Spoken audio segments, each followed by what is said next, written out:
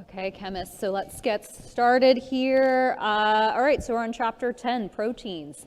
But a couple of announcements. So I did post the midterm 3 grades. If you've taken it already, either with SLDS or with in this room. So if you are taking a makeup midterm later this week, you should get the grade back immediately then. I don't plan on releasing the actual exam responses, I think, until Friday, and that's just assuming that everyone has taken it by Friday. So that's what you should anticipate there. So that's midterm 3. On that note, please complete, if you have taken and gotten the results from midterm 3, complete that recitation 11, that freebie from last week. There's no password. I think the majority of you have, but I put a due date for recitation 11, that was that freebie week, for the last day of the semester, which is Monday, April 25th. I put a due date on there, so that's a hard due date, all right? You have plenty of time to complete that survey. It's just a midterm 3 reflection. So if I get emails late at night on Tuesday saying, oh, I forgot, like, I'm not gonna have sympathy because it's been open for a long time now. All right. And then, so this week, recitation 12, which starts tomorrow for Wednesday, folks, it's going to return back to normal. So attendance your attendance will allow you to get access to that recitation 12 attendance quiz. And just recall, everyone gets 3 drops, but remember, recitation can be a very valuable resource because you have a TA there who is an expert in chemistry to help you out on these problems. All right, so 12 and 13 will be the same again. So looking ahead, we have 4 classes left. We meet 4 more times. Until the end of the term. So here's my mini calendar. So we're right here, all right, Tuesday. We need to get through chapters 10 through 12, all right? But I want one of these last 4 days. So this day, Thursday, Tuesday, Thursday, these are our last class days, but I want to reserve that last day for review. What? Oh, that's reading day. So we don't have classes. There's no classes. This is our last day. We only meet 4 more times, right? Am I counting wrong? No, we only meet 4 more days. So the last day of the semester is Monday. Tuesday is reading day, so we don't meet. And then our final is, I think, on that Thursday.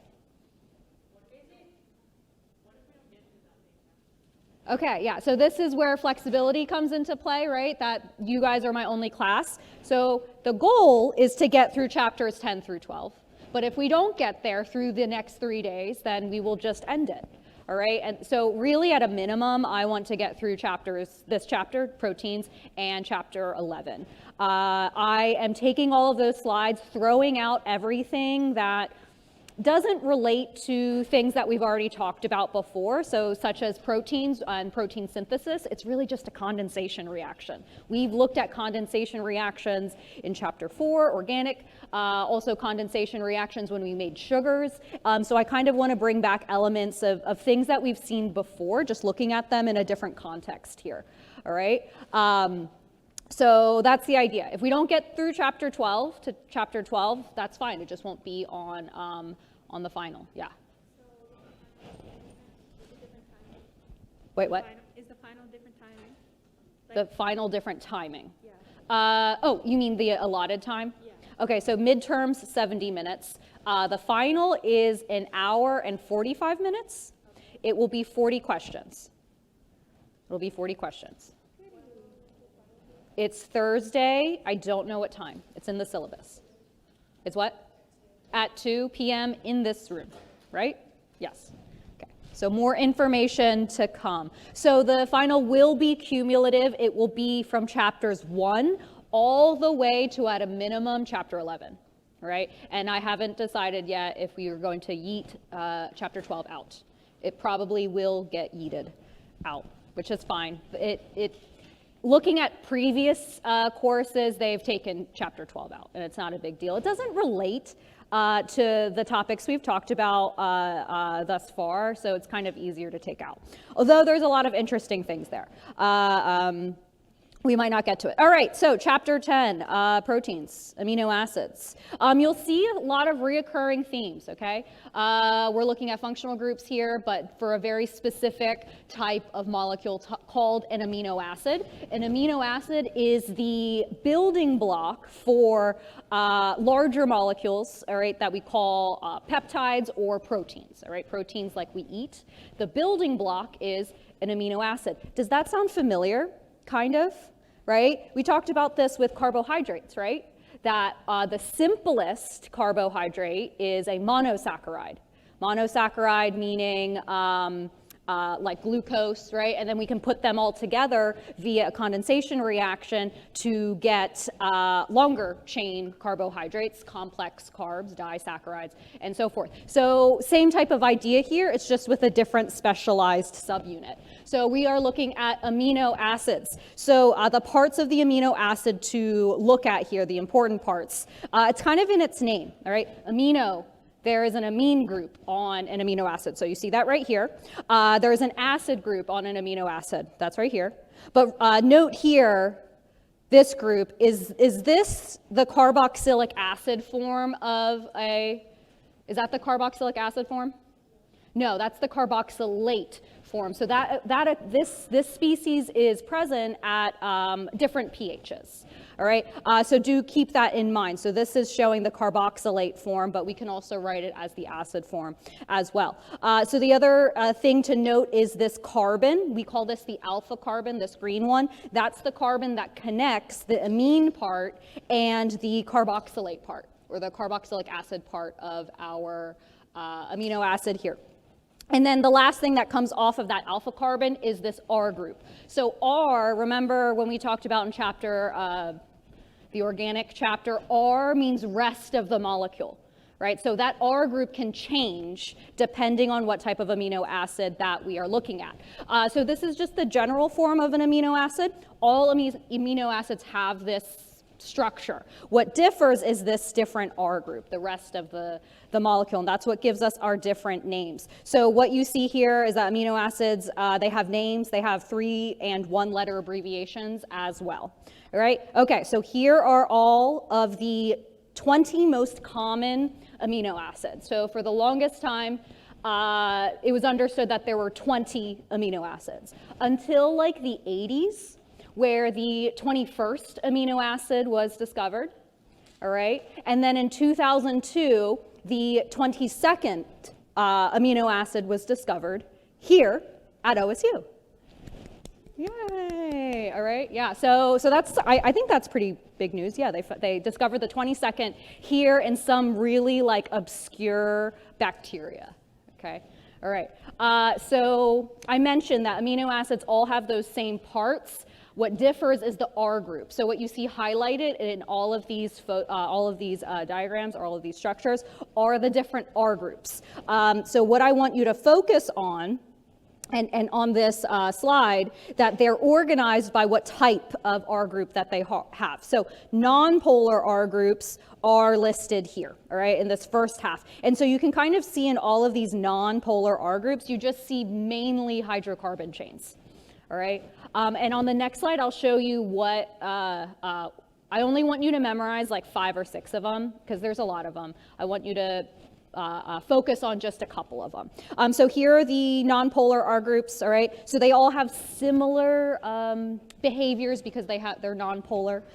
Next up, we have our polar R groups. So here, instead of carbon chains, we see other functional groups that give it polar characteristics or more hydrophilic characteristics, such as alcohol groups. Here, cysteine has a thiol group, and some other here. Yeah, so polar R groups. Next, we have acidic R groups. So these acidic R groups have what type of functional group on the end? What are those?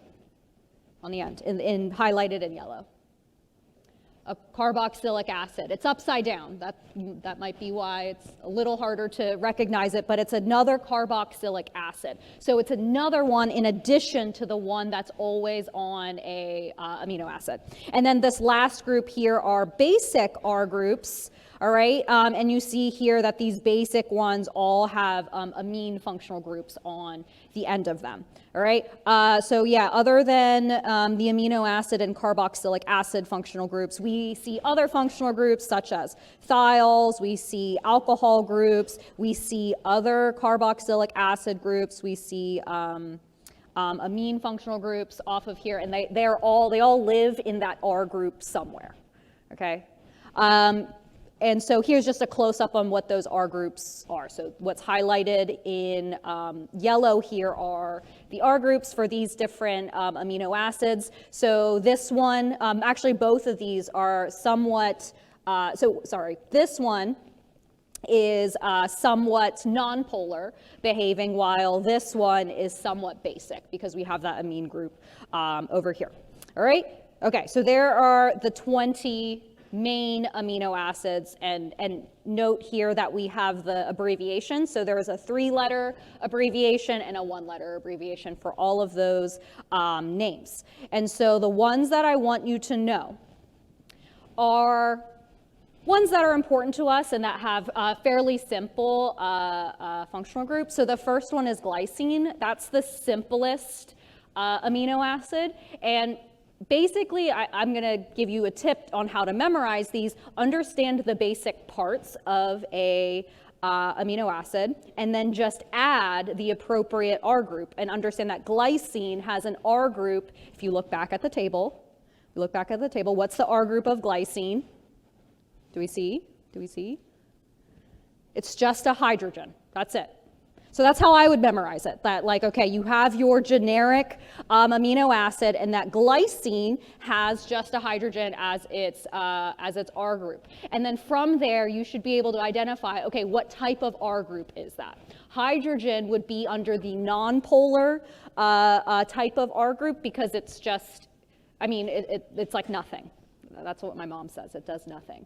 It's not specialized in any way. It's not like a specific functional group. It's just a hydrogen. So this would be nonpolar.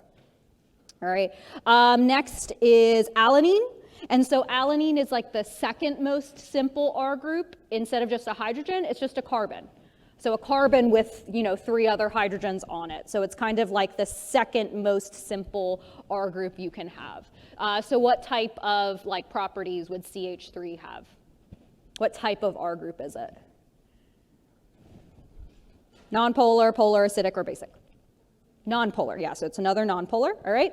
Next is serine. So if we look at serine, kind of locate where that is. It's here under the polar but neutral R group, so it's right here.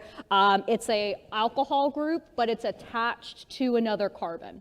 So if we look right here, this is our alpha carbon, the one that's not highlighted. So off of that alpha carbon, we have a carbon, another carbon chain, and then an OH group. So it's not an OH directly attached to the alpha carbon. It's a carbon, then another OH. Do we see that? All right. So that's how I memorize that. So serine is a carbon and then an OH group. And then, of course, that carbon has hydrogens on it. All right. Next is aspartic acid. Oh, I guess serine would be polar. It's under the polar group. Next is aspartic acid. That's the one I want you to know. So it's right here. Oh, and also know the abbreviations. It's kind of similar. Aspartic acid is similar to that of serine, where there's a carbon, then a functional group. It's the same thing here with aspartic acid. We have a carbon, then a carboxylic acid functional group within there. See that? All right. So I will write that. So we have a carbon and then a carboxylic acid. And then lysine. This is what I feed my cat every morning because she has feline herpes for lysine. She has like goopy eye, like her eye, she has like chronic conjunctivitis. And if I don't give it to her, it looks like she cries blood. But it's just it's like pink eye. So that's feline herpes. It's very common in cats, okay? And it is not transmissible to humans. But I give her lysine like every day. So that's lysine. So we see that functional group. This one's a little bit different. It falls under our basic category because of the amine group makes it basic. So how I remember this is 4 carbons, then an amine. So 4 carbons, then an amine, because you see there's a chain of 4, and then the NH group. So it's like 1, 2, 3, 4, and that's all off of that alpha carbon. So that's how I memorize it. So it's like, yeah, it's like 4 carbons in a row and then NH2. That's lysine, and that would be basic. While aspartic acid is acidic. And then finally, I just decided this morning I want you to know one more. All right, one more is cysteine. And if we go up here and look at where cysteine is, it is under polar but neutral R group. So it's a single carbon attached to the alpha carbon, and then our functional group here is a thiol. So you see that cysteine and serine are analogous. It's just what differs, instead of the O in serine, it's a sulfur in cysteine instead. And this is important when we look at intermolecular forces in building proteins. You should know cysteine as well, that it has a thiol group on the end, because that can be involved in a lot of different intermolecular forces involved in our tertiary structures of our proteins. So cysteine is a carbon group, then a thiol, and we call this polar. All right, so that's kind of how I memorize those things. So obviously I can't ask you to draw the molecule on an exam, yes, but instead I could ask a question like, which of these six amino acids can their R groups participate in hydrogen bonding? Because that requires you to know the structure, right? So which of those amino acids can the R group participate in hydrogen bonding? So let's look at it. Can glycine participate? No, it's just a hydrogen. Can alanine, CH3? No. Can serine? Yes, heck yes it can. There's an OH. Can the next one, aspartic acid? Yes, I didn't draw it, but there is an OH that comes off of that carboxylic acid. Can lysine? Yes. Can cysteine? No, it can't. Sulfur is not one of the 3 that we think about with hydrogen bonding. It's only oxygen, nitrogen, and fluorine. All right. Cysteine is special because it is involved in a different type of bonding, which we'll talk about later. Okay. All right, good? So those 6. All right, so if you haven't noticed, if we kind of look back here at the parts of an amino acid, if you were very clever and look closely, we see this form, this protonated amine on this side, all right, that it's a positive 1 charge on the left side of the molecule, and this carboxylate anion is negatively charged. What I'm showing you here, does this specific structure have a name? It's a Zwitter ion. We mentioned it very briefly in chapter 9. A Zwitter ion is when a positive and negative charge exists in the same molecule, and the charges cancel out. So if you want to calculate what the charge of this whole molecule is, it would be 0, right? Because it's a positive, negative, it cancels out. So this is really special, this ion. It is only present at certain pHs. And we call this the isoelectric point for the molecule. So this is kind of just a recall a little bit from chapter 9, but I'll go into a little bit more detail. So what you're seeing right here is the Zwitter ion, because this is protonated, this is negative, the charges cancel out. So the pH at which this species is present is we usually call the isoelectric point. It's the pH where we can rip off the hydrogen, all right, because usually when this is a carboxylic acid, that's an H, right? Like we put an H+.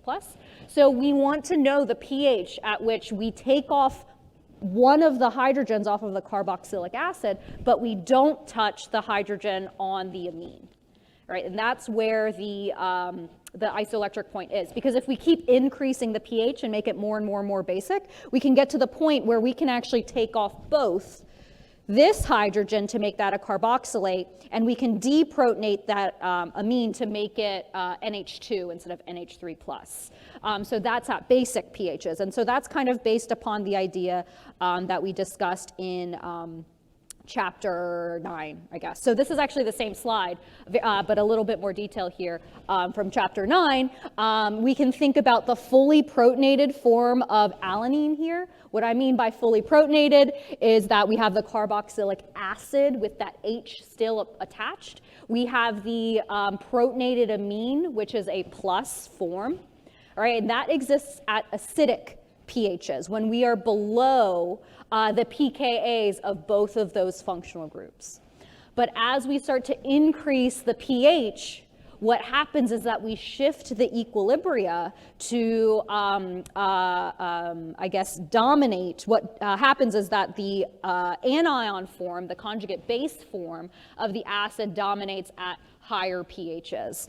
So that's what we see here. So at a certain point, as we make it more basic, we take off one of those hydrogens, the H pluses, off of the acid group. And this is where we have the Zwitter ion. This is where the Zwitter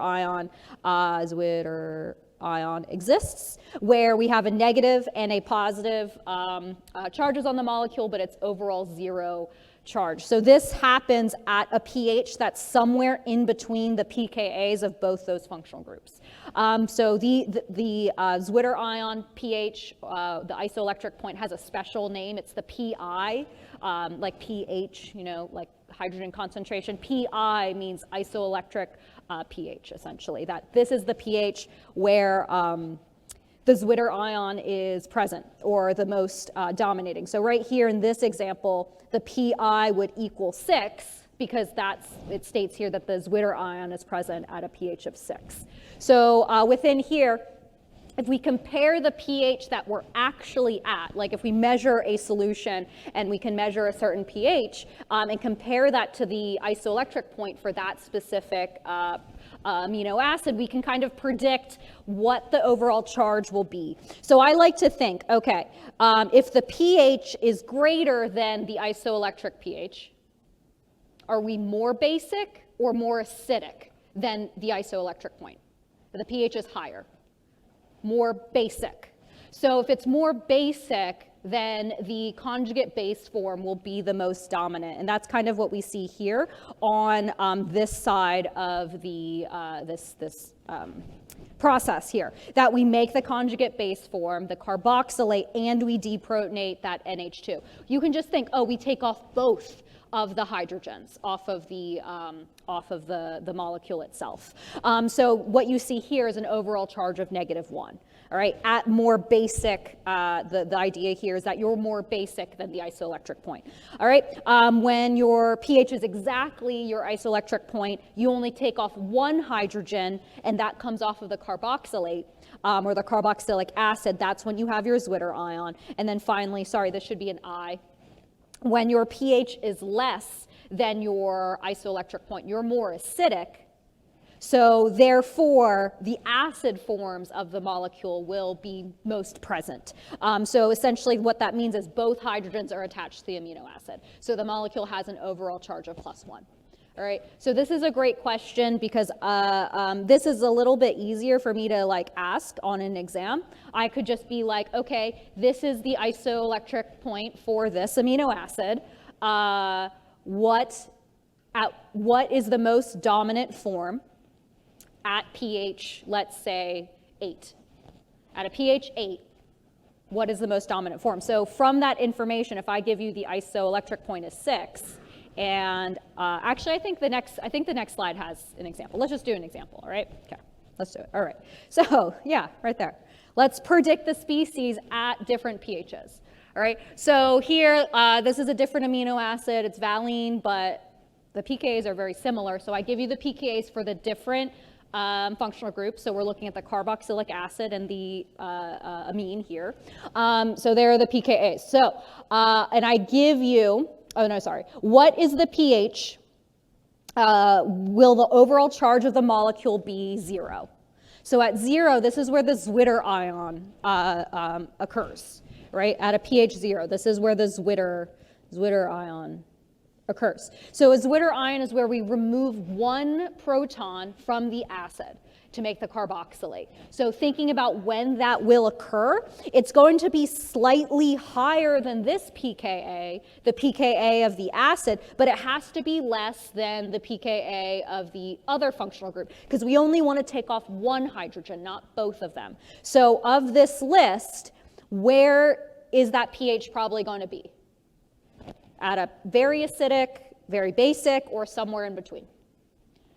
It's going to be somewhere in between these two pKa's is where that Zwitter ion will occur. All right, so it's going to be near 6. So 6.3. Do we see this? All right. Okay, so maybe I should have started with this one. At what pH will the overall charge of the molecule be +1? This is where everything is protonated. All right, so the point where everything is protonated, where we push the equilibrium towards the acid side, is when there's a lot of H plus present. So at which pH up there is there a lot of H plus present? The lowest one, the 4.2, the most acidic conditions. So see how these ideas kind of follow along with what I was saying up here. If the pH is less than so greater than the pi, molecule's negative charge. When it's more acidic, it's positive charge. When it's equal, it's 0. All right, so we're just kind of applying those ideas. And then finally, what is the pH where the molecule is -1? It's basically the one that's left over. It's at more basic. This is where both of the protons come off. All right, so we want to be in a more basic environment where the conjugate base here would be most dominant. All right, and then finally, what pH is most likely the isoelectronic point? Which pH? The 6, the middle one. All right. Okay, so that's another way I could ask questions regarding the nature of amino acids here, where we have different functional groups that have different pKa's. And so that brings back the topic of things that we talked about in chapter 9. All right, okay, one more question. So again, this is a little bit more difficult for me to ask on an exam question, but same ideas here. Can we predict what this amino acid will look like at these following charges? So I always like to start with the fully protonated one. All right, so if we look at this amino acid, the one that I gave you, its overall charge is +1. Do you see that? All right, so this is the one, +1 is our +1 structure, all right? Because everything's protonated.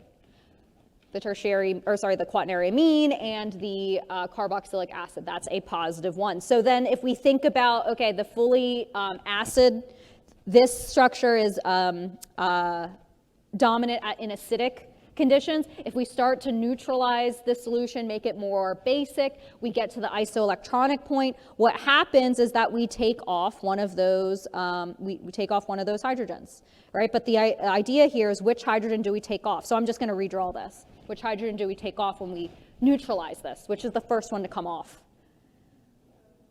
The acid one, the COOH one. So I'll just erase it. Okay, where's my white pen? So this is the hydrogen that's going to come off, all right? But is that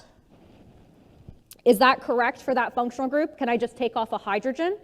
No, remember, we're taking off an H+, so that oxygen that's left over has a overall charge of -1. Do we see that? So there are lone pairs there that we see there. All right, and so now you see that whole molecule, once we've taken off that hydrogen, that H+, that is our Zwitter ion. This has a charge of 0. Do we see that? Okay, so then let's go one step further. If we make it even more basic, we rip off another hydrogen off of this structure. What hydrogen's going to come off? The amine one, all right? And so I'm just going to redraw can I just copy it? Copy it. All right, so I'm taking that 0 charge one, and I'm going to take off another hydrogen. All right, and we said that we're taking off the hydrogen that's attached to the amine here. So this 3 becomes a 2, and that charge goes away. All right, so you see that overall that last structure has a -1 charge. All right, so within here, that's acidic. This is structure is most dominant in basic conditions, and this is the structure that is most dominant at the isoelectric point when the pH equals pi. So those are different ways I could ask the question. Maybe I would say something like, which structure, and I give you a bunch of structures, is the most dominant form at basic conditions? And then you would give me the negative one species. Yeah. Or if I, say, what is the species that's most dominant for this amino acid in acidic conditions? You would give me the form that is everything's protonated. So that's the +1 charge form. Good? Okay, so that's a little bit of chapter 9 review. A lot of this chapter is just things we already learned, just in a different context. Okay, so those are amino acids. They're special, as you can see. They're very special. They also, I should point out that amino acids also have stereochemistry, because remember when we talked about monosaccharides, glucose, were there different kinds of glucose? Yes, there were. I made you memorize D-glucose and L-glucose. So amino acids also have stereochemistry. All right, not so much D and L, but alpha and beta. So they have handedness as well, stereochemistry, but we're not going to worry about that. All right, does that sound good? Okay, just know that they do have stereochemistry. Amino acids, they have specific shapes, and therefore, different amino acids in our body may interact with us a little bit differently. But for now, we're just going to treat everything as flat molecules. Okay, so amino acids are our building blocks. We have a lot of different amino acids, just like we had a lot of different types of sugars. So with amino acids here, in order to make, we can bring two amino acids together in a condensation reaction. All right, so this is kind of review of chapter 4. A condensation reaction is where we remove water and bring together two molecules by removing water. So we have two molecules that become one. And then from that, we remove a water molecule. So that's something we've already talked about before. That's how we made sugars too, right? Where we took two monosaccharides, like two glucoses. We did a condensation reaction. We made a glycosidic bond, but we removed water in the process to make those two small molecules one molecule. So it's the same exact idea here. I have two amino acids.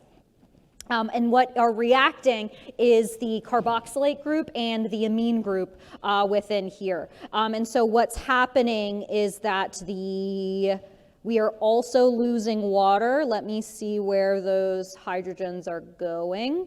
So we are losing that oxygen, and we are losing, I don't like how this is drawn, so I'll just actually draw the hydrogens off that nitrogen, so there's 3 of them. We're losing 1 of those oxygens and 2 of the hydrogens. So you see how oxygen to hydrogen, that's water. So those 3 atoms are going to be lost, but in the process, we're going to form a new bond between that carbon and that nitrogen. And in the process, we lose those 3 atoms that are highlighted there. And so you see the new bond that's formed is on the product side. So we're making a carbon-nitrogen bond here. So this new bond that we form when we bring together 2 amino acids has a special name. It's called a peptide bond.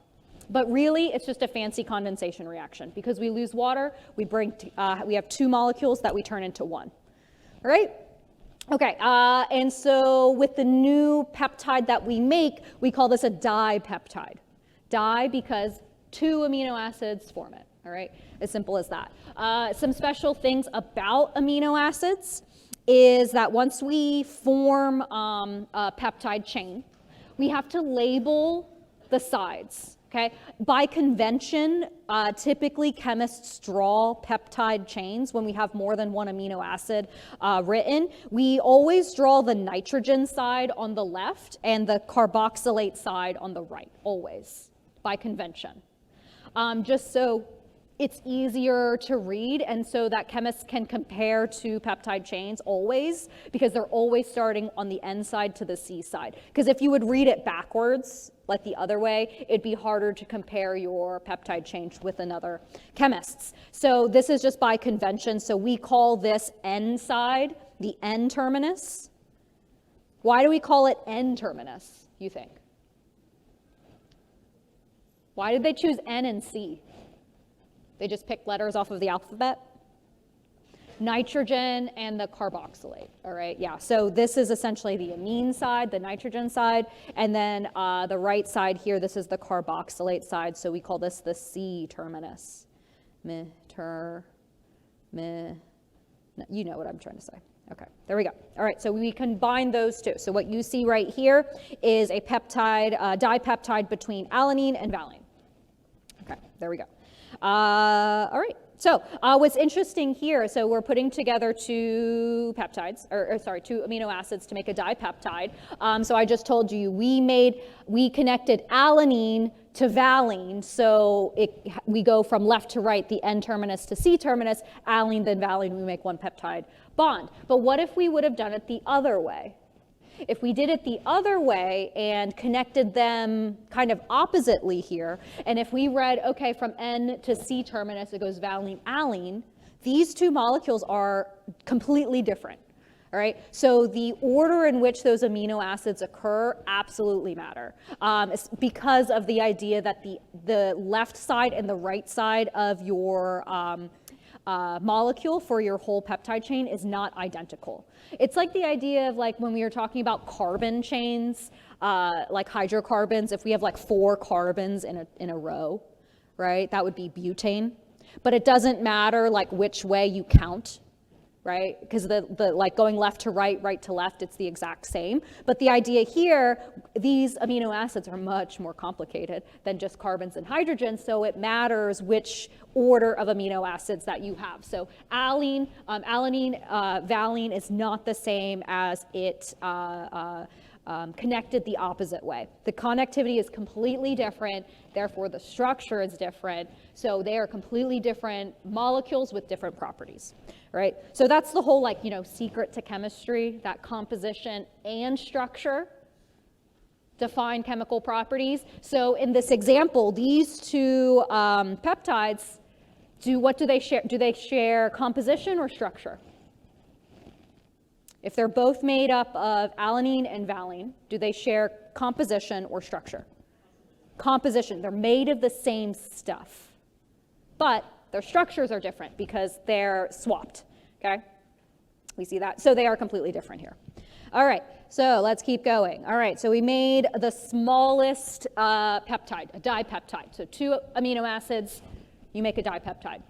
So you can just see if we connect many amino acids, that's like, our smallest unit, lots of amino acids, we make a polypeptide, better known as a protein, essentially. So once we get longer, complex things, strands of amino acids, we call them proteins. And we'll look at a crazy amount of detail about proteins in a little bit. So like I said before, I think this chapter draws on things that we already have talked about before, so you have a good foundation and basis of what we are talking about here. So within peptides and carbohydrates, let's see if we can't match the corresponding component of carbohydrate chemistry. Amino acid, that is the simplest subunit, right, of this protein chapter. So on carbohydrates here, which is the simplest subunit?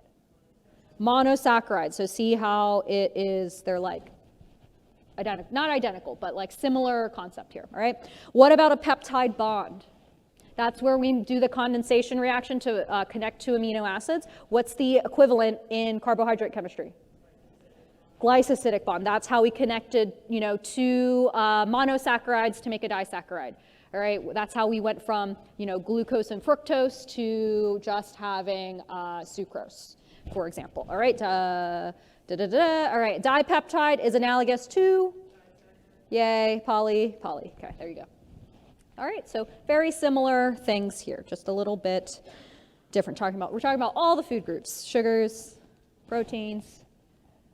We already talked about fats, yeah. Yeah, okay, all right, keep going. All right, so again, I like this chapter because it ties everything together. We talked about intermolecular forces, right, in solution chemistry and gases and stuff. So those things are going to come back and haunt us. So understanding the functional groups in those amino acids, those 6 that I told you to memorize, very important. right? Because the idea here, like when I said which functional groups can participate in hydrogen bonding, those ideas and those intermolecular forces are very important to predict protein structure. So understanding those functional groups present in those amino acids will let you know what types of interactions that those amino acids can do in a specific protein. Now that we went from the simplest amino acids, we know the unit, we're building up to polypeptides, we put those polypeptides together to make proteins. So because polypeptides can be so long, the order of the amino acids, that matters, all right? The order of the amino acids matter, but it gets so long that we get what's called secondary, tertiary, quaternary structure. That the ordering of those amino acids, we call that the primary structure. Those are like the building blocks, but those strands can get so big they start to fold and curl in on one another, and we can use more structure classifications to describe the characteristics of that specific protein. So here are the different classifications of protein structure, and the reason we have to do this is because they are so large that we just need more, I like to think of it as like a magnifying glass. Right, primary structure is when you're looking really, really close at the protein. You're literally just looking at the ordering, like, okay, alanine, glycine, cysteine, like you're looking at the order, right? And you're not looking at the big picture, right? You're just like so close with a magnifying glass. Then if you take a step out, you go into secondary structure, looking, okay, how do those strands of proteins interact with one another? Do they twist or do they fold? All right, the idea of like helices or beta pleated sheets, right? That's secondary structure. Tertiary structure, again, is you take another step back and you look at the protein from a more holistic view. How does the protein, those long strands, fold along with one another? And then finally, quaternary is like the most zoomed out picture. Okay, how do different protein groups come together to make a biologically active enzyme, for example? Do we have more here? Yes, okay, so here, yeah, so like magnifying glass, like it's really, really close versus zoomed out. So like a close view versus very zoomed out. That's what I kind of think of, all right? So we will talk about the bonding forces present in all four of these different classifications. Different interactions will dominate at different levels of our zoomed inness. Okay, so kind of these are the different ones that we're going to talk about that will end up being very important within protein synthesis and protein structure and folding. So thinking about these, you know, these 4 or 5 different types of forces, which one of these 5 are actually covalent bonds? Which ones are electrons being shared between 2 atoms? Do you remember? So versus covalent bonds versus intermolecular forces. Remember in chapter 8, we talked about intermolecular forces. Those are just partial charges for the most part interacting with one another. Bonds aren't formed. Intermolecular forces are fairly weak, but they're strong enough to influence properties, right? While covalent bonds, those are really, really strong and oftentimes take a lot of energy to break. So within this list of 5, which of these are actually covalent bonds? Do we know? Do we know? When we form a peptide bond, a condensation reaction, that's a straight up bond we're forming, all right? We're making that bond. So that first one is a covalent bond. All right, I'll make these different colors, all right? So that first one, peptides bonds are covalent. We have 2 electrons being shared between that carbon and nitrogen in that peptide bond. Disulfide bonds are also covalent bonds. If we looked at those within our functional groups, all right, all of those lines that we draw, that's a covalent bond. A line, when we draw between 2 atoms, that is represented by 2 electrons being shared. If I draw a line, that's a covalent bond. Versus the other 3, the last 3 here, these are all intermolecular forces that we've discussed previously in previous chapters. So hydrogen bonding, this again is between partially negative and partially positive interactions. Salt bridges are between full charges. Hydrophobic interactions, although we didn't really talk about this, these are just between non-polar R groups, where non-polar, the whole idea of like dissolves like. So if we have two non-polar functional groups interacting with one another, they will tend to congregate near one another, kind of like the idea of micelles and phospholipid bilayers, things of that nature. Right, so these are the things that we need to think about. So these last three are our intermolecular forces that we've talked about. So keep in mind, what kind of energy is needed to break a covalent bond versus an intermolecular force. The big idea, covalent bonds, much harder to break. Okay, all right. So primary structure. Primary structure is the idea of the ordering of your amino acids, okay? Amino acids, we bring two of them together by forming a peptide bond. So we can just tack on more amino acids by making more peptide bonds. And so by convention, typically chemists, we write our N-terminus, our C-terminus over there. But within a line here, see how we have this nitrogen, carbon, there's our alpha carbon right here. All right, then we have our carbonyl carbon, and then right here, this carbonyl carbon to nitrogen, that is our peptide bond that we made. Peptide bond, okay? And then we keep going. So there is the next amine group. Our alpha carbon on the next amino acid, there is our carbonyl carbon. And then look, there, that carbon to nitrogen, there is another peptide bond right there. And then you see the ordering, it's very repetitive. Do you see that? So the next peptide bond is right here. The next peptide bond, hopefully you can see where the next one is. Do you see where the next one is? Yes, it's a carbonyl carbon, meaning a carbon that has a double bond to oxygen, and then there's a nitrogen right next to it. That is where that peptide bond formed. So that means each one of these, between those two pink lines, that is a amino acid, what we call residue, but you can see the original amino acid there, all right, and it's R group. And then we can keep going, all right, so there's a peptide bond. There's a peptide bond. Where's the next one?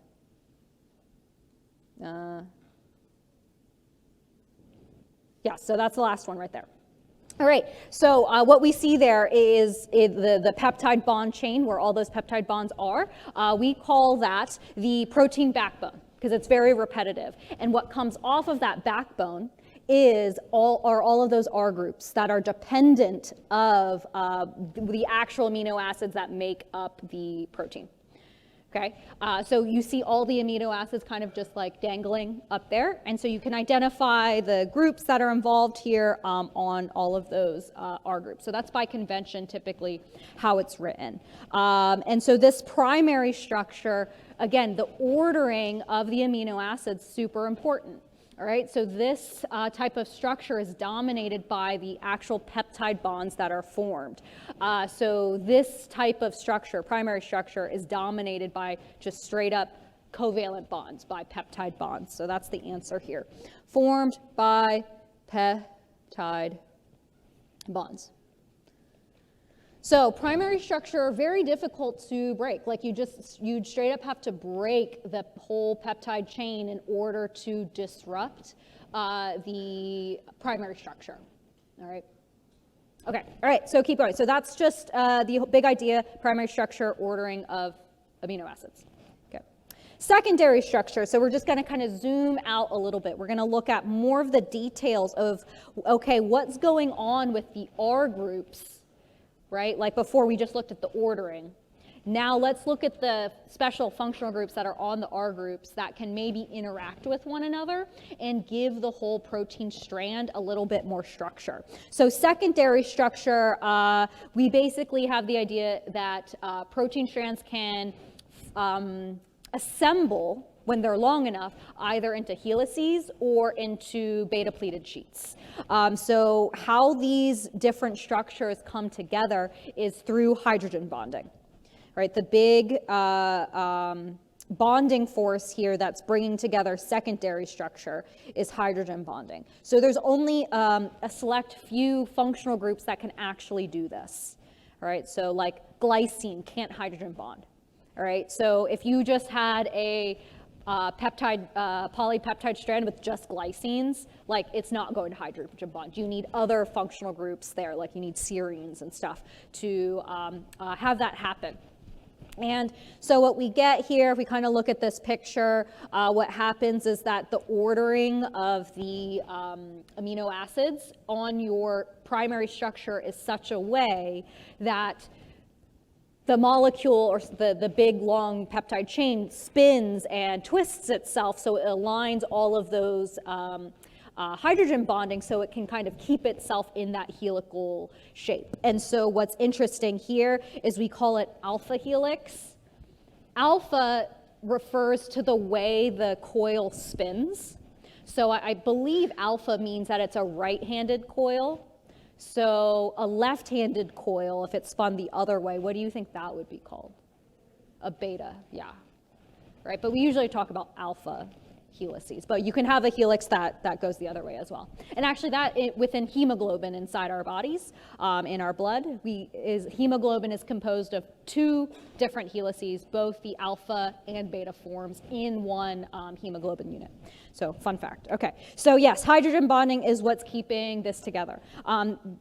So the ordering of those hydrogen bonding makes that specific helice. Depending on how the ordering is for those hydrogen bonding, we can also get beta pleated sheets as well. And again, I can't tell you the specifics of when one is favored over the other, just know that both of those exist.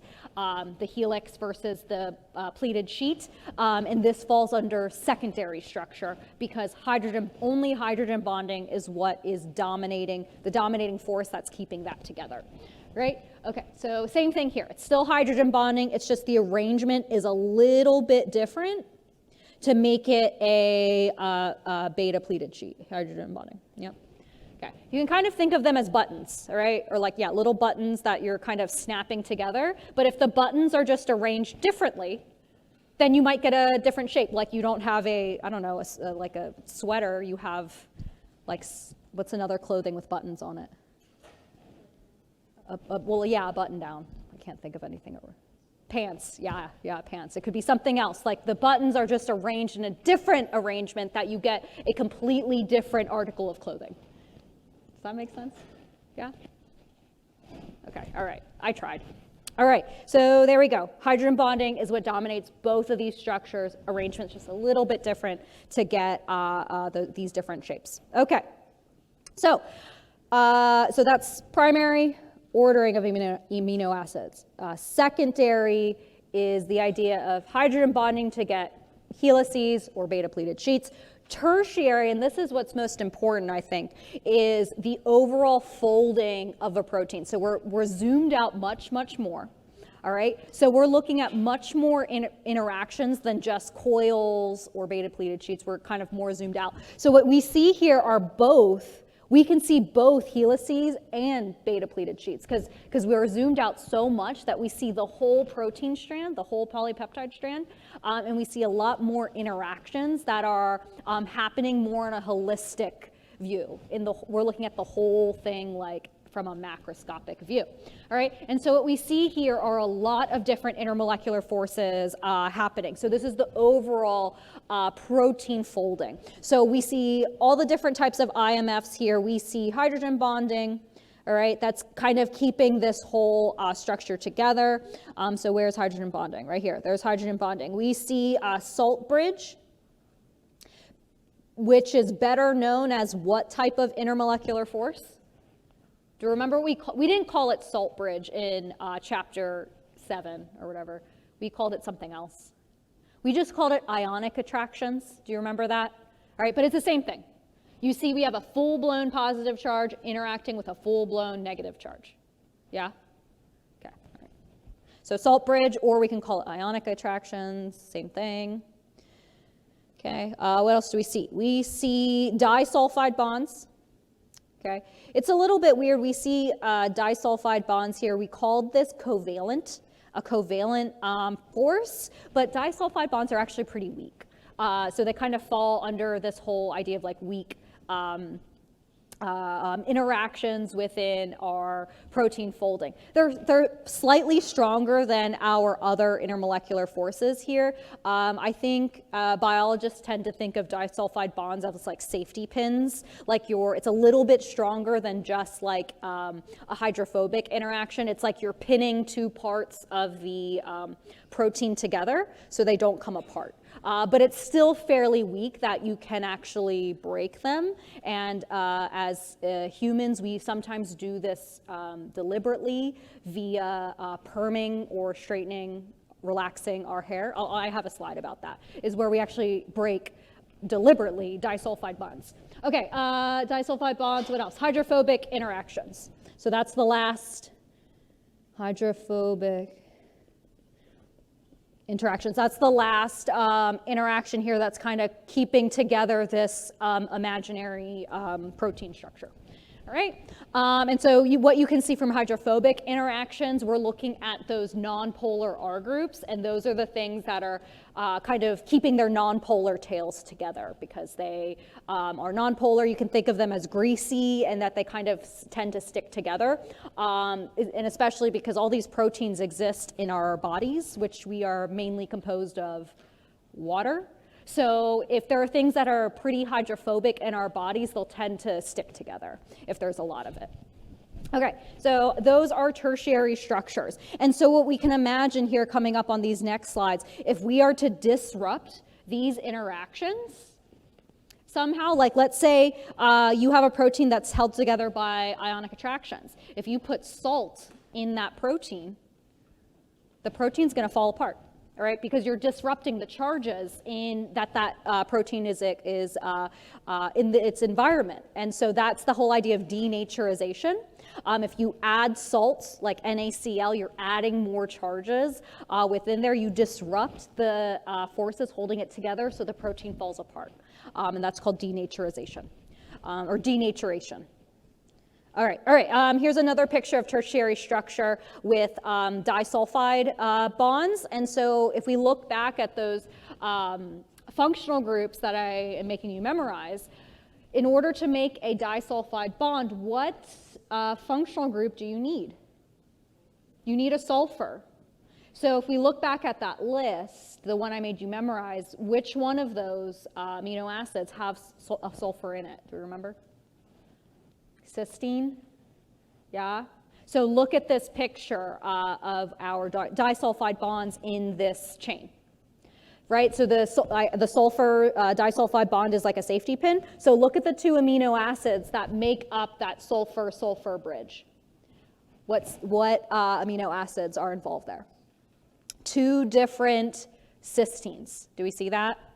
All right, because those are the only ones that have sulfurs that can make disulfide bonds, all right? So you're not going to see a sulfide bond between two alanines, all right? So we, again, think about the structure of the substances we're working with. So I'll just see.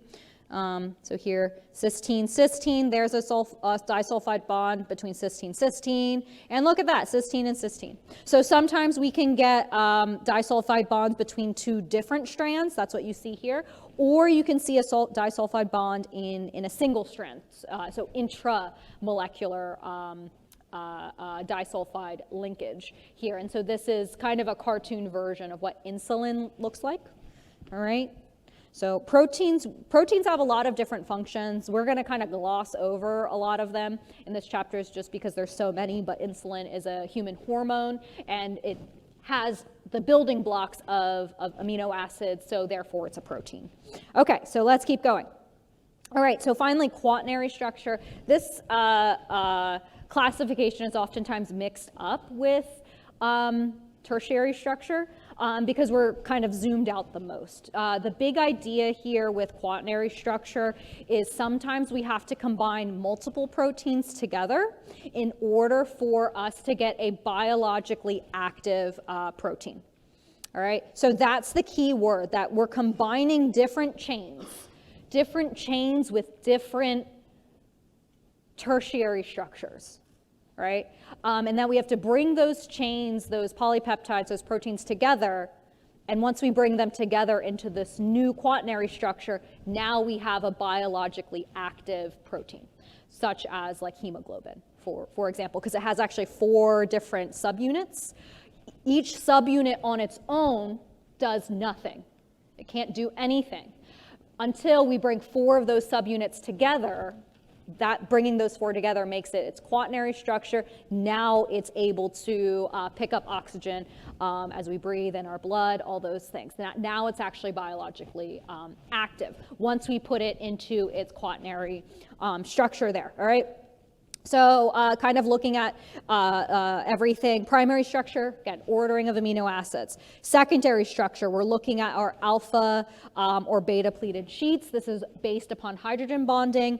Next, we kind of zoom out a little bit more and think, okay, those long strands can fold, twist in with one another. We can have multiple coils or multiple beta pleated sheets within there. And then finally, so this picture, this is one heme group, so one subunit. We bring 4 of them together, all right? 4 of them together to give our quaternary structure. So we need 4 different polypeptide chains, bring them together in order to get our biologically active hemoglobin. Do you have a question? No, okay, great. So there we go. And kind of on a side note here, so we've been talking about shape and all of that within proteins. So hemoglobin is one example there where they come together in our quaternary structure. You know, structure of our amino acid or these proteins are very important because it relates directly to what type of function it does in our bodies. So I already said proteins, tons of functions in our bodies. There's transport proteins, there's crap, I can't think of anymore. Transport, there's protection like for antibodies, there's storage proteins, messenger proteins, lots of them. And a lot of it has to do with their structure. So their primary, secondary, tertiary structures that we just talked about. So protein shapes and sizes, super important. And so the main 2 that we'll talk about in this course are globular proteins and fibrous proteins. So fibrous proteins, they're a lot stronger. So you'll see a lot of helices where they're all hydrogen bonded together, and so you get this nice, strong. Usually you have multiple polypeptides all wrapped around one another, so you get nice, strong protein strands. So these are like things like our hair, our keratin, collagen within our body, things that we want to be strong. Versus globular proteins. They kind of are more amorphous looking. And within here, globular proteins, you still have long strands of polypeptides, but what tends to happen is kind of like what we saw for micelles, is that the polar parts of the chain congregate towards the outside of the protein, while the non-polar parts congregate on the inside of the protein. Right, so it kind of sounds like a micelle there, but we're just talking on a larger scale here. Instead of soap molecules, we're talking about polypeptide strands and differing R groups. So the polar R groups go on the outside, all right, so the outside is polar, while the inside is nonpolar. So you think doing this, would that make a globular protein more or less soluble in water than if it was just all untangled? If the outside is polar, it would actually be more soluble in water because polar functional groups can interact very strongly with water. Right, so this is why globular proteins do this, so they can increase their solubility. All right, yeah, and so that's here. So polar on the outside, non-polar on the inside, so this makes it more soluble in water. Okay, so examples, myoglobin, yeah, like that. Do we think fibrous proteins are soluble in water? Don't think about it too hard. Just think about your life experience. Does hair dissolve in water? No. So fibrous proteins do not dissolve in water, and you can kind of maybe make that conclusion from its structure, but I think just use your normal human intuition. Right, yeah, hair doesn't dissolve in water. I wish, because then my bathtub, my shower wouldn't clog all the time. What? I lose so much hair. I don't understand why I'm not bald. I don't understand. I lose a handful every day. I have every day since I was like 11 years old. Yeah, is it normal? Okay. I'm not a doctor, so I don't know. Okay, all right. So those are the background details of protein. So we still need to go. So let's think about the idea of all those intermolecular forces holding together tertiary structure. What if we disrupt that? And that's the idea of denaturation of proteins. Essentially, they unfold. So we know that proteins fold because of their three-dimensional because of their intermolecular forces. They make these three-dimensional folding shapes. But when it unfolds, okay, we can unfold it.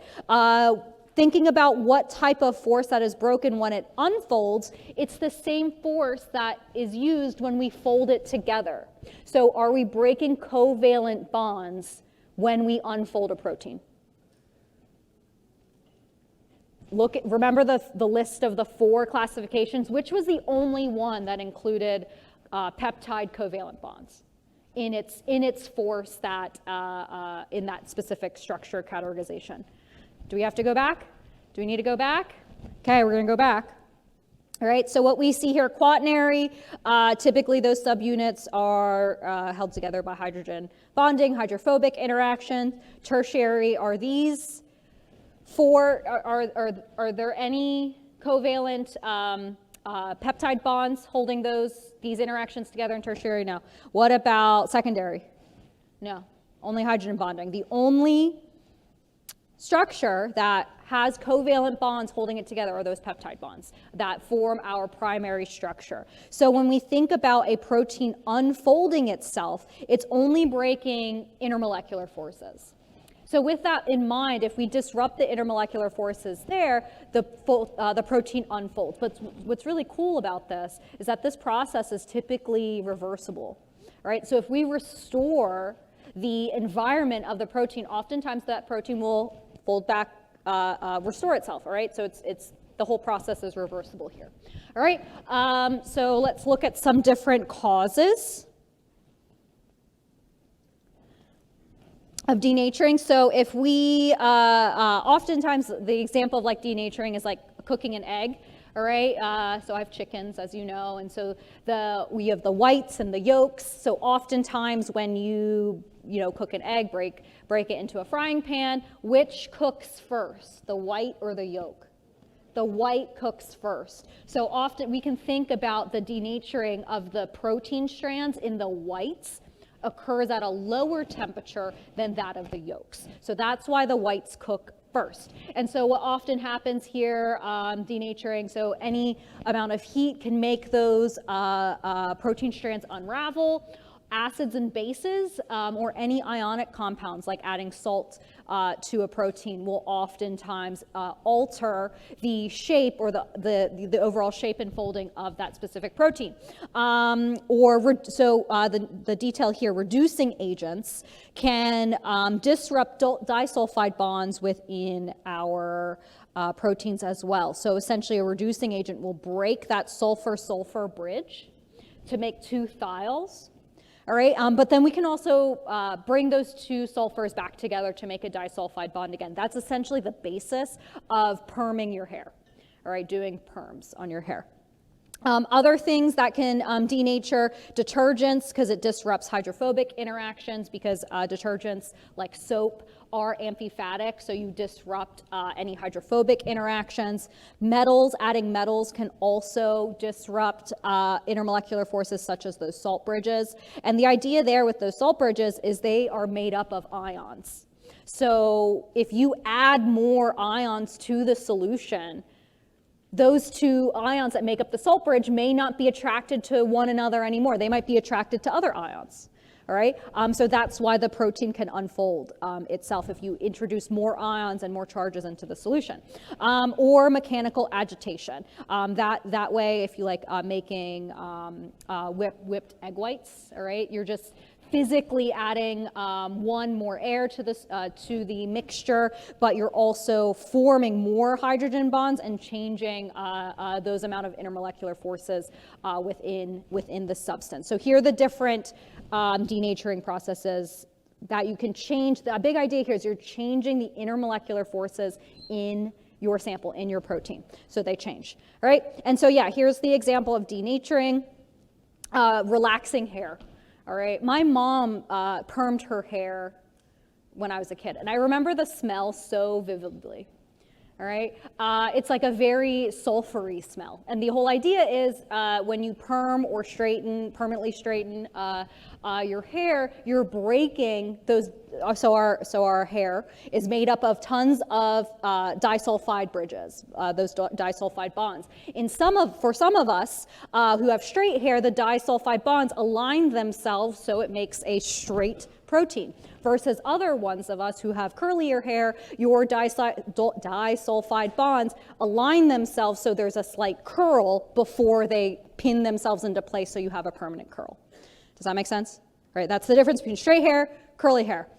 Okay, so the whole idea of denaturing is, hey, let's temporarily break all of the disulfide bonds in your hair.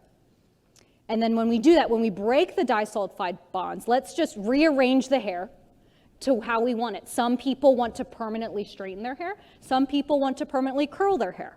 And then once they put they put their hair in the new shape that they want, then what they do is they reoxidize those disulfide bonds, pinning them back together into its new shape.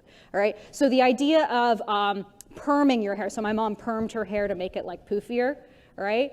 Some folks relax their hair. Sorry, I'm looking at you. Some people relax their hair. The process is actually exactly the same. You reduce the disulfide bonds first, and then you reoxidize them. The difference is the end result, right? Like either you straighten it or either you curl it before you kind of lock all of those disulfide bonds in again. So that's the big idea. I'm interested in not perming my hair, but getting an eyelash lift.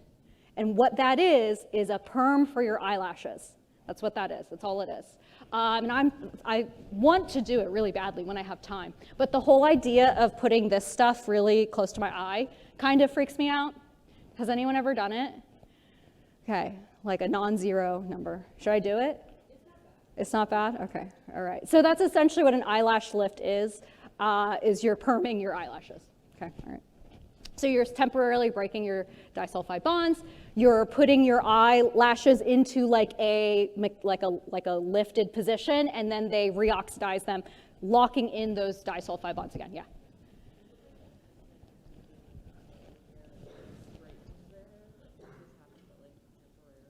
Yeah, actually, yeah. So the idea of so when you go to a beauty salon where someone is perming someone's hair or straightening it, or sorry, not straightening it, relaxing it, it's a process. I've never done it, but I imagine it's a lot of money, all right, and a lot of time to perm or relax someone's hair, because you have to put all those things in the hair and all those things. You sit under a heat lamp for a long time. It's a process, but recognize that you can also temporarily straighten or curl your hair just with a flat iron, all right, like a flat iron or a curling iron. But of those, why do we call them irons? Because they get hot. So we temporarily denature them because heat, remember, heat was one of our denaturing processes, right? But it's more temporary, like your hair will restore itself once again. It's not as permanent as this. We are literally breaking disulfide bonds, which are covalent bonds, and then reforming them again. But within here, with just using heat, it is temporary, because remember I said that denaturation is reversible, right? And so, yeah, curling your hair just with like a curling iron, it will go back to normal once you like take a shower, probably. I can't curl my hair, it's too heavy.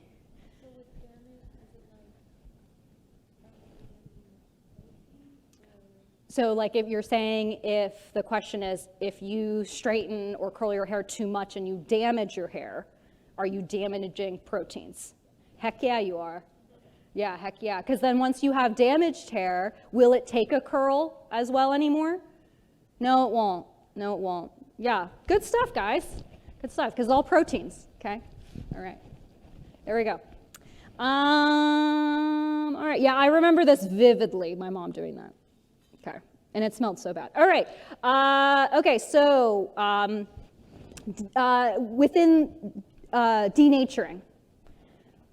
The only bonds we basically broke were intermolecular forces. I didn't say that we broke straight up like peptide bonds. So how do we break peptide bonds? It's through a different process. When we formed peptide bonds, what kind of reaction was that? When we formed a peptide bond, brought two little molecules to make one. Condensation. Do you remember from chapter 4 what the opposite of condensation was? Hydrolysis. It's the exact same thing here, all right? So to break a peptide bond, we do hydrolysis. So we add water, and we essentially add a water molecule back to break apart a dipeptide into two amino acids again. So that's what you see here. So recall from chapter 4, one of the ways that we did hydrolysis was through chemical hydrolysis. We just essentially added acid and heat, and that would break your bond and add water in the process to make two molecules. But since we're talking about peptides, and oftentimes enzymes break peptides, that's what happens in our stomachs when we eat proteins. It breaks, the enzymes in our stomach break proteins down. So it's funny, proteins breaking proteins. Another process of hydrolysis to break up into simpler proteins is enzymatic hydrolysis. So that's the one we're going to talk about here, enzymatic hydrolysis, that there are different types of enzymes that can break up proteins. So we're going to take a little bit of a closer look here of how that can happen. So an enzyme is just a special type of protein. All right, so I know we're talking about proteins. Just like believe me that enzymes are a special type of protein that can do a particular thing, that can do a specific function. Usually it's catalyze a reaction.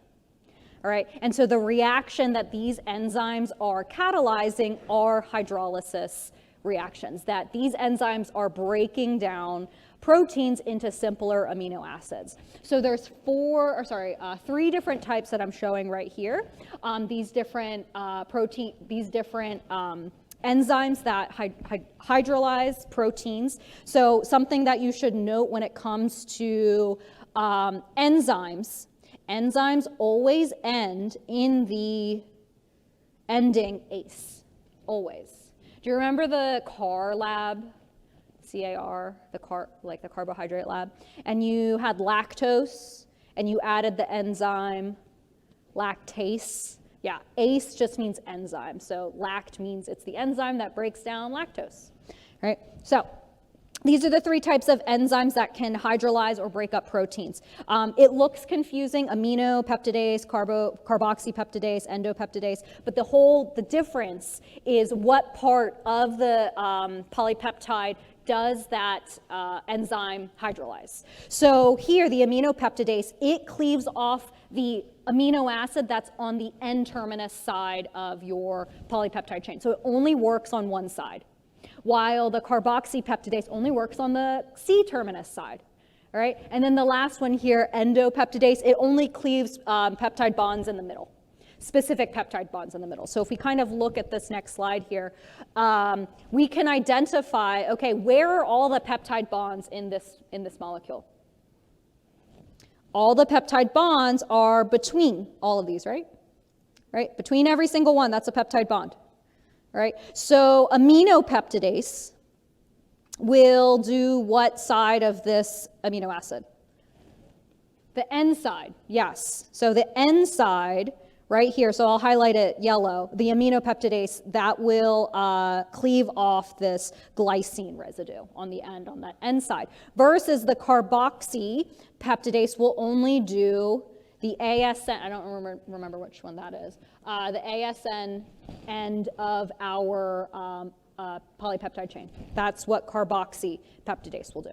And then the endopeptidase can do any of the ones in the middle, right? Depending on what it is, right? Then here's another one, okay? All right, so aminopeptidase will do which side of our polypeptide, the left or the right?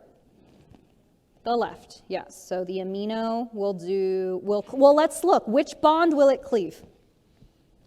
We need to identify where the peptide bond is. Where is the peptide bond? Is this the peptide bond? Is this one? Is this one? Yes, that is the peptide bond. So this is the bond that the amino peptidase will cleave, all right? Let's see if we can't get all of the peptide bonds. Is there a peptide bond attached to this carbon? No, this is an R group, so you don't have to look at it. You just have to look at all of the carbons and nitrogens in this line. So the next peptide bond is right here. Do you see that? Right there? So what are you looking for when trying to find a peptide bond? The C double bond, and that C is connected to a nitrogen. Yeah, so the next one is right here. The next one is right there. The next one's right there. And the next one's right there. And that's it. Okay?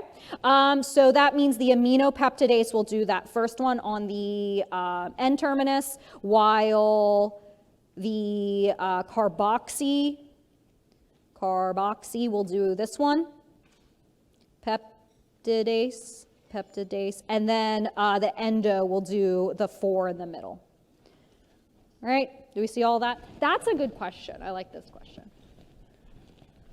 If I like labeled different bonds and be like, what enzyme will hydrolyze this bond? Something like that, yeah. All right, so we will continue on with chapter 11 on Thursday.